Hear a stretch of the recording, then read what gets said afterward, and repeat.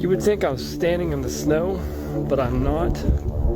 This is actually fog, if you can believe that.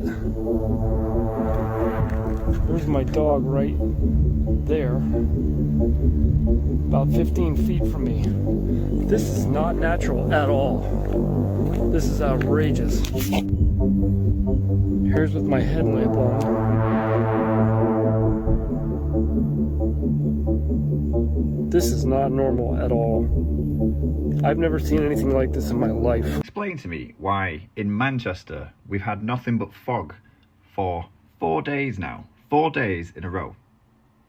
Normally, just behind these buildings, I can see for miles out of my window, but I haven't been able to see past these buildings here, barely seeing this main road, since the 23rd of December. It's now the 27th. And I know what fog is, and I've seen fog before, but I don't think ever in my life I have seen fog like this, like a blanket covering for 4 days in a row. And it's not even like it's disappeared and then come back. It's literally just been like this constantly since the 23rd of December. Is it just me, or is that not normal? I mean, if it wasn't for the lights there and the headlights, I probably wouldn't be able to see that road at all. Earlier on today, genuinely couldn't see a thing. I literally feel like I live in a Stephen King film. But yeah, it's pretty weird. Has anyone else ever seen this before? Has anyone else ever seen 4 days? I know that looks like rain, but that is not rain. That is the light from the caravan. That is not rain. That is particles that are coming out. I'll put my hand.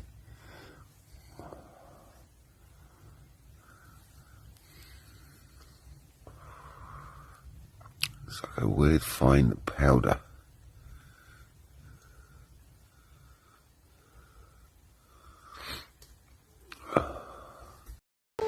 Okay, calling in all reinforcements. Need your help on this one. My friend who lives in East Texas woke up today and this is what was in her pool.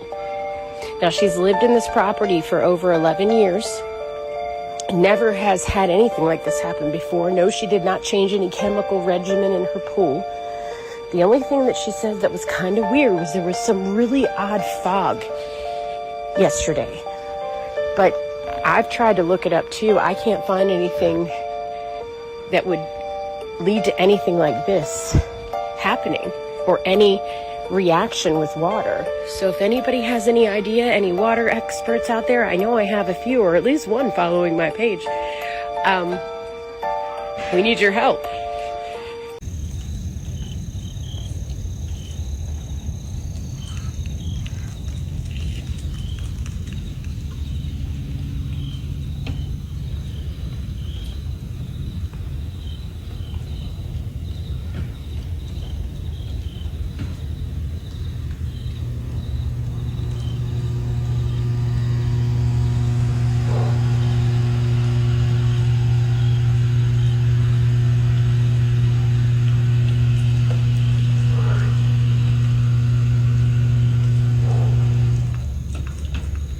I can see the lines. I can see the lines. No, just kidding. Oh, no, you can see the lines when you get close to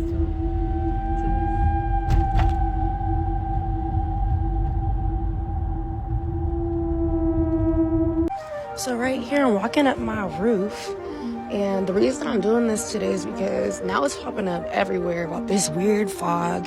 I thought it was my water that made me sick when I was outside at like 3 o'clock in the morning, but no.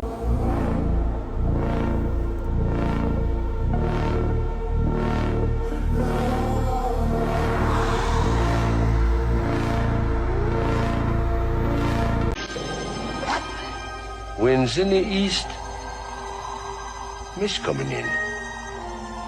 Like something is brewing, about to begin.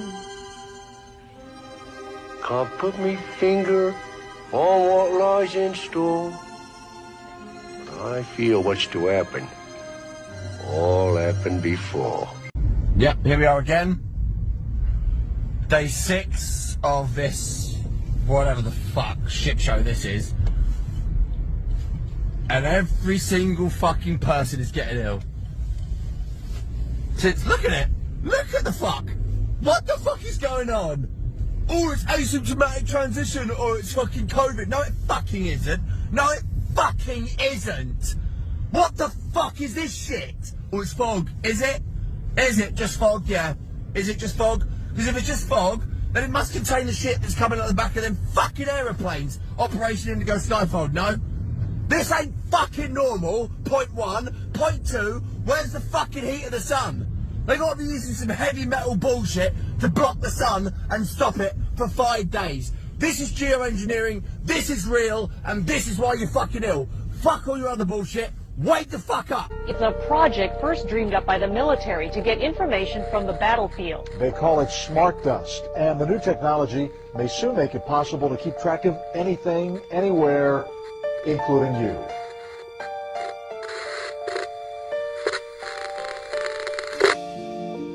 Smart dust originated with DARPA back in the 90s. This powder-sized chip is something called the Mu chip from Hitachi. It's the smallest commercially available RFID system in the world. You can literally scatter this stuff like dust or embed it into a sheet of paper. It doesn't require a battery. Flecks of computing power settling on your skin, ingested, monitoring you inside and out. The nanoparticles are designed to go under the radar of the immune system, and so they are undetected in the body. We have computing everywhere, we have connectivity everywhere, we have infrastructure that can compute those with new capabilities like AI. If you have enough data and you have enough computing power, you can understand people better than they understand themselves, and then you can manipulate them in ways which were previously impossible. Transhumanism is a growing movement that aims to use technology to modify our bodies, sometimes in radical ways to make them stronger, faster, and better. Okay, this is a very important question to get right, because it was absolutely key for me. When our foundation first started up, it was focused on reproductive health. That was the main thing we did, because I thought, you know, population growth in poor countries is the biggest problem they face. You've got to help mothers who want to limit family size have the tools and education to do that. And I thought that's the only thing that really counts. Well, then I came across articles that showed that the key thing you can do to reduce population growth is actually improve health.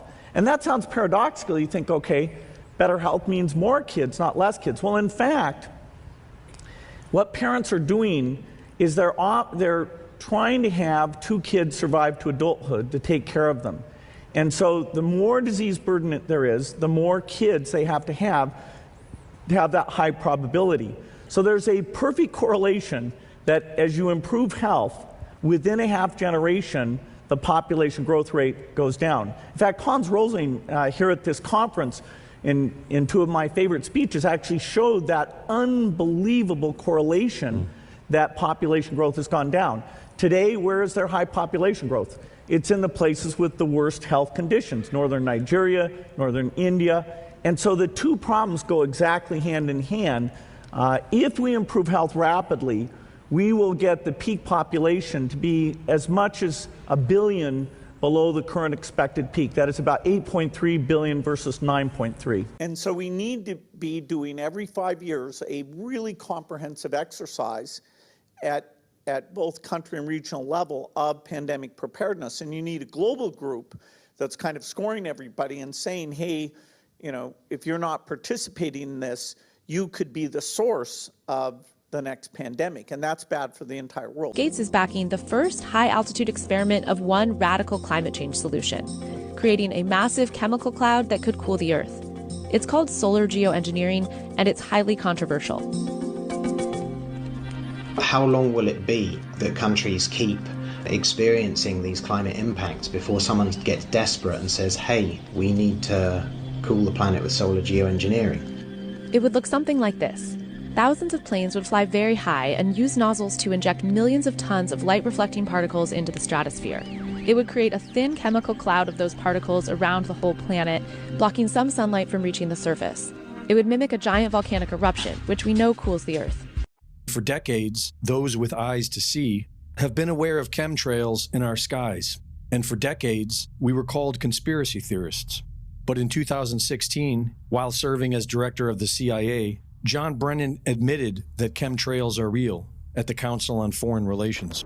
Another example is the array of technologies, often referred to collectively as geoengineering, that potentially could help reverse the warming effects of global climate change.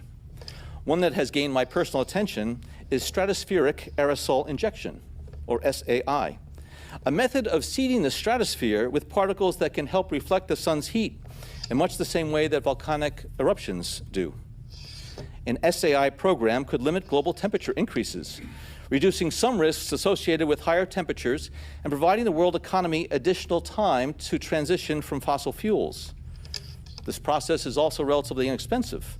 The National Research Council estimates that a fully deployed SAI program would cost about $10 billion yearly. In 2007, it was announced that nano-sized particles, known as smart dust, can be dispersed over the battlefield via aerial spraying. The military has contracted several multinational corporations to develop wearable biosensors. Biosensors and smart dust can become something known as body dust that can spread inside the human body as an active network, capable to provide telemetry from inside the body for the use of monitoring humans. There is a patent for using polyethylene glycol derivatives as a way to modify the weather. The same substances used in the COVID cycle, fairly bland and typical, but then you see these bands of very distinct cloud cover moving into the region. That is not rain, that is not snow, believe it or not. Military aircraft flying through the region is dropping chaff. Small bits of aluminum, sometimes it's made of plastic, or even metallicized paper products, but it's used as an anti-radar issue, and obviously they're up there practicing. Now, they won't confirm that, but I was in the Marine Corps for many years, and I'll tell you right now, that's what it is.